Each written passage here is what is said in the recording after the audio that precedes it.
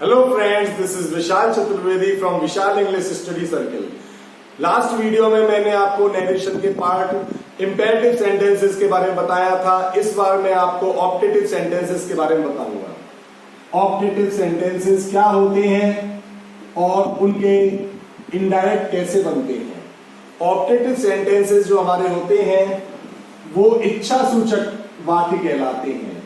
इसमें हमारे 3 mood denote होते हैं। फर्स्ट मूड होता है हमारा क्या कि हम सामान्य विश्व, सामान्य इच्छा प्रकट कर रहे हैं किसी से। सेकंड होता है हम प्रेयर कर रहे हैं गॉड से। और थर्ड होता है किसी को श्राप देते हैं कर्स। तो ये 3 मूड एक्सप्रेस होते हैं, विश, प्रेयर एंड कर्स। अब इसके जो इनडायरेक्ट स्पीच बनता है तो वो कैसे बनता है। सेड टू के प्लेस पर हम क्या करते हैं, according to the mood of the sentence. अगर सामान्य इच्छा की बात है तो हम उस जगह यूज करेंगे विश्ड। अगर गॉड से प्रेयर की बात है तो हम प्रेड यूज करते हैं, जैसे लॉन्ग लिव आ गया या गॉड ब्लेस यू आ गया तो उसमें हम प्रेड यूज करते हैं। और अगर किसी को श्राप दिया है तो हम यूज करते हैं कर्स्ड का। इसके बाद in place of inverted commas we use that. हम डेट का यूज करते हैं। और एक बात मैं पहले बता चुका हूं कि कोई भी सेंटेंस इनडायरेक्ट नरेशन में जब आप फॉर्म करते हैं तो वह सेंटेंस आपका एसर्टिव फॉर्म में बनता है, एसर्टिव रूप से बनता है। तो आपको जो ऑप्टेटिव सेंटेंस दिया जाता है उसमें दिया जाता है हेल्पिंग वर्ब, और हेल्पिंग वर्ब में मे यूज होता है अक्सर, और प्लस सब्जेक्ट। लेकिन जब आप इसको इनडायरेक्ट बनाते हैं तो एसर्टिव सेंटेंस में ले जाते हैं और वो हो जाता है सब्जेक्ट प्लस हेल्पिंग वर्ब। तो सब्जेक्ट प्लस हेल्पिंग वर्ब ले आते हैं, सब्जेक्ट को पहले ले आते हैं, हेल्पिंग वर्ब को बाद में ले आते हैं, एसर्टिव फॉर्म बन जाती है हमारी। क्लियर। अब हम इसके एग्जांपल्स पे चलते हैं।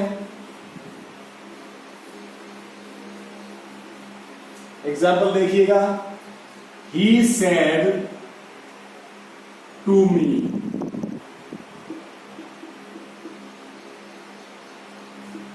may you become a scientist. May you become a scientist. कि अब ये इच्छा प्रकट की जा रही है कि आप एक साइंटिस्ट बन जाएं। तो he wished, अब ये टू मी वगैरह नहीं लगाते हैं, हम इसको ड्रॉप कर देते हैं। लगाना चाहें तो फॉर मी लगा सकते हैं आप, अदरवाइज ड्रॉप कर देते हैं। In place of inverted commas we use that. अब ये यू है जो वो चेंज होगा second person according to the object, और यू सब्जेक्ट है यहाँ तो मी का सब्जेक्ट आई। माइट, मे का माइट हो गया। Become a scientist, become a scientist. She said to me,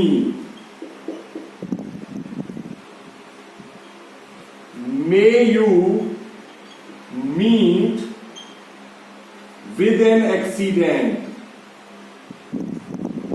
अब आप यहां किसी का एक्सीडेंट करवा रहे हैं, यानी इट मीन्स या किसी का एक्सीडेंट करवा रहे हैं तो इट मीन्स ये श्राप की बात हो रही है। तो हम क्या करते हैं, शी कर्स्ड मी, इसमें ऑब्जेक्ट लगा देते हैं हम। She cursed me that I might meet with an accident. I might meet with an accident. और जो ऑप्टेटिव सेंटेंस होता है उसमें हम लास्ट में क्या लगाते हैं, एक्सक्लेमेशन मार्क लगा देते हैं। तो यहां पर cursed me that I might meet with an accident, क्योंकि यहां श्राप दिया गया इसलिए कर्स लगाया, और बीच में हमने इन्वर्टेड कॉमास के पे डेट लगाया, और सेंटेंस को कैसे बना दिया, सेंटेंस को एसर्टिव फॉर्म में बना दिया। क्लियर। अब आ जाते हैं इसके नेक्स्ट पॉइंट पे। आपको गुड मॉर्निंग दिया जाता है, गुड इवनिंग, ये कैसे वर्ड्स हैं? ये विशिंग वर्ड्स हैं हमारे। किसी से मिलते समय बोलते हैं हम happy birthday, happy new year, आपका हैप्पी दिवाली, इस तरह के हम वर्ड्स बोलते हैं। Good afternoon.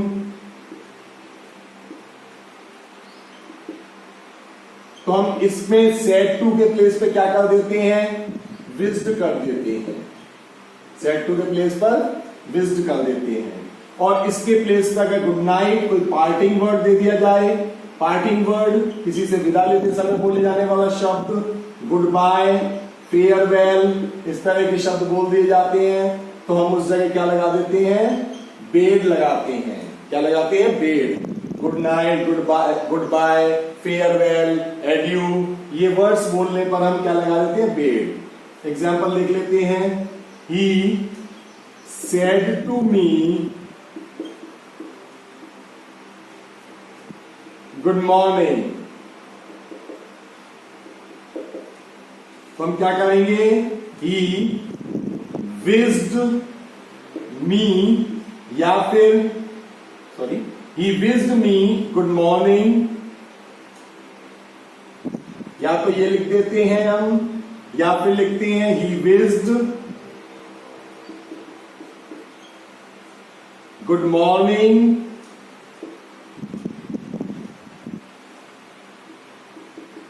अब जो मी है, टू मी, वो उसको इधर ले आते हैं। He wished good morning to me, या he wished me good morning. He bade me good night, he bade good night to me. Clear? तो ये आपका ऑप्टेटिव सेंटेंस हो जाता है। इसमें एक बात और बता देते हैं कि कभी कभी सेंटेंसेस जो हैं हमारे, वो विदाउट मे भी आ जाते हैं। तो उस कंडीशन में हम क्या करते हैं? हम जब उसका इम्पेरेटिव ऑप्टेटिव बनाते हैं तो मे का यूज करते हुए बनाते हैं। एक एग्जांपल ले लेते हैं हम। He said to me God bless you, या तो मे गॉड ब्लेस यू बोल देते हैं, नहीं तो गॉड ब्लेस यू बोला तो इसमें मे जो है वो हिडन फॉर्म में है। तो he prayed that God might, क्योंकि ये मे गॉड ब्लेस यू, तो मे यहां आ गया, माइट बन के गॉड माइट ब्लेस। अब ये यू क्या है? सेकंड पर्सन ऑब्जेक्ट है, तो चेंज होगा मी के अकॉर्डिंग। तो मी ऑलरेडी ऑब्जेक्ट है, तो यहां क्या लिख देंगे? Me. He prayed that God might bless me. तो इस तरह से हमारा ये ऑप्टेटिव सेंटेंस क्लियर होता है। स्टार्ट कर रहे हैं हम नेक्स्ट पॉइंट अपना, एक्सक्लेमेटरी सेंटेंसेस का।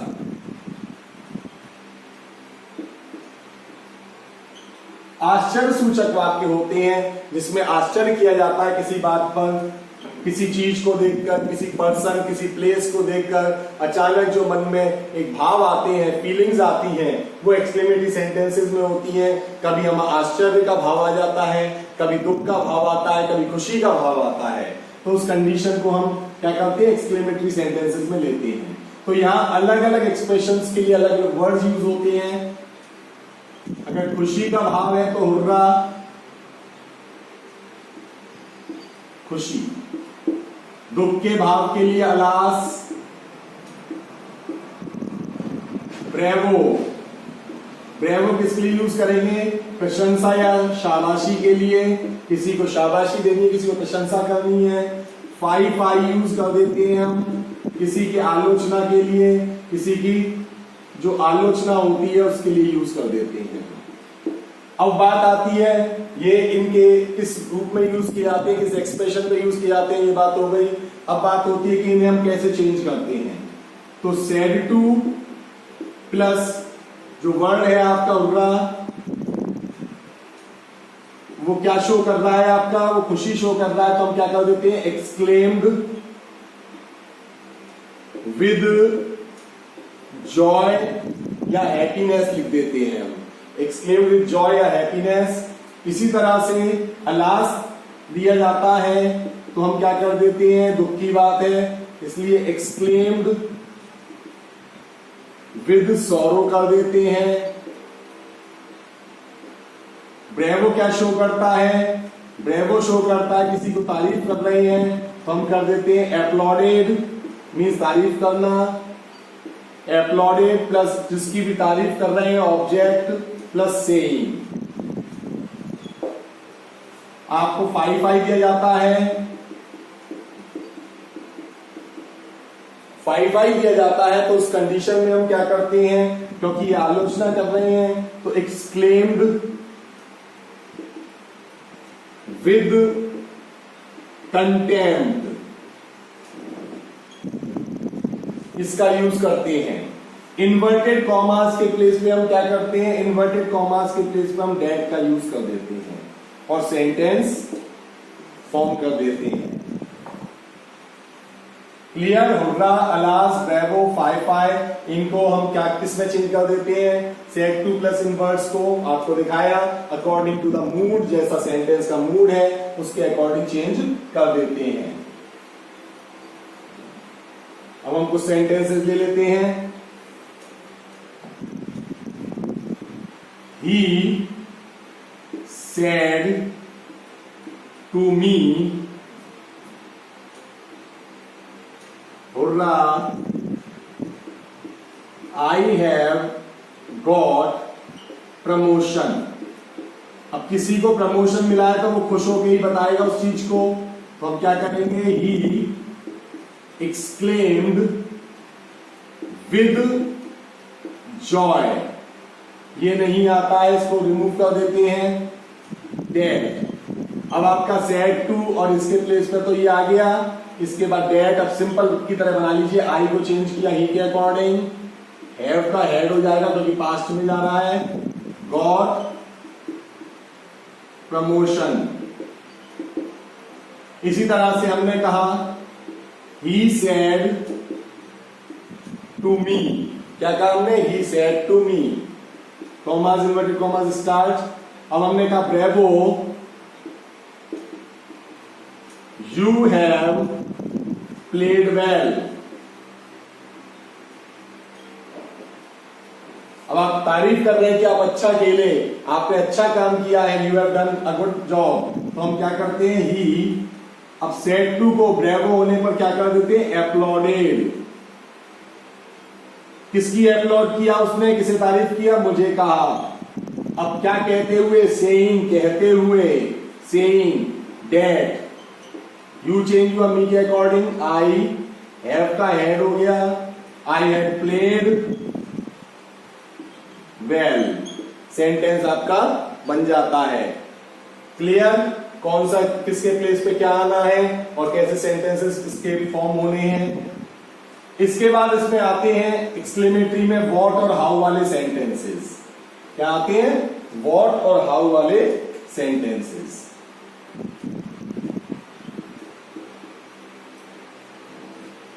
व्हाट और हाउ वाले सेंटेंसेस में क्या करते हैं हम, एक्सक्लेम्ड जो सेड टू है उसके प्लेस पर एक्सक्लेम लिख देते हैं, या एक्सक्लेम्ड विद। अब विद के बाद जैसा सेंटेंस का मूड होता है,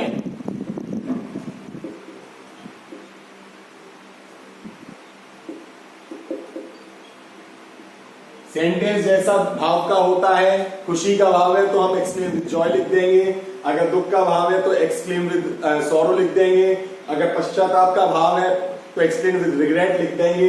तो जैसा भाव होता है वैसा लिख देते हैं, या केवल एक्सक्लेम लिख के छोड़ देते हैं। In place of inverted comma once again we use that. उसके बाद अब हम क्या करते हैं कि जो हमारा व्हाट है, व्हाट के प्लेस पर मीन्स व्हाट हटा देते हैं और एक वर्ड क्या लगा देते हैं, हम ग्रेट लगाते हैं। क्या लगाते हैं, ग्रेट। सॉरी, व्हाट या हाउ आ रहे हैं अगर, तो इन्हें तो रिमूव कर देते हैं हम, और व्हाट और हाउ को रिमूव करने के बाद हम क्या करते हैं, सेंटेंस में ये देखते हैं कि सेंटेंस जो है हमारा उसमें अगर नाउन आ रहा है केवल तो हम ग्रेट का यूज करते हैं उस नाउन से पहले, और अगर एडजेक्टिव आ रहा है या एडजेक्टिव प्लस नाउन आ रहा है हमारा तो हम वेरी का यूज कर देते हैं। तो देखिए, he said, what a lovely flower it is. तो ही एक्सक्लेम्ड लिख देते हैं या सरप्राइज भी लिख सकते हैं, वंडर भी लिख सकते हैं। He exclaimed that. अब फ्लावर के लिए क्या यूज करते हैं हम, नॉन लिविंग है, इट का यूज करते हैं, ऑलरेडी गिवन है। अगर नहीं भी दिया जाता तो हम इसको देखते हुए हम प्रोनाउन लगाए थे। दैट, इट इज का वॉज हो गया। अब फ्लावर जो है वो नाउन है और लवली उसका एडजेक्टिव है। और एडजेक्टिव प्लस नाउन आने पर हम क्या करते हैं, अक्सर हम वेरी का यूज करते हैं। It was a very lovely flower. ठीक है, एक एग्जांपल और ले रहे हैं हम। He said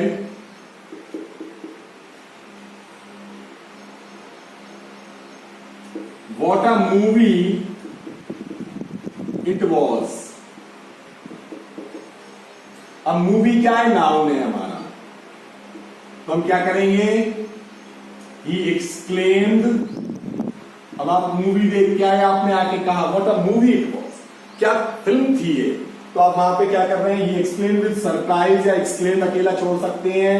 that it was को चेंज कर देते हैं हैड बीन में। वॉज को किसमें, इट हैड बीन अ। अब मूवी जो है नाउन है, इसलिए हम क्या लगाएंगे, great movie. It had been a great movie. तो इस तरह से हमने क्या लगाया, he explained that it had been a great movie, क्योंकि वॉज को हम चेंज कर देते हैं हैड बीन में।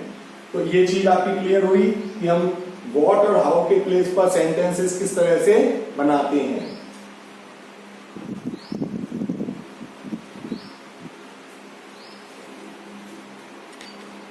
फ्रेंड्स, जैसा कि आप जानते हैं कि यूपी टीजीटी, यूपी पीजीटी के फॉर्म्स आउट हो चुके हैं। इसी तरह से अग्निवीर जो हमारी इंडियन नेवी, इंडियन आर्मी और इंडियन एयरफोर्स के लिए एग्जाम होना है, उसकी डेट भी अनाउंस हो चुकी है।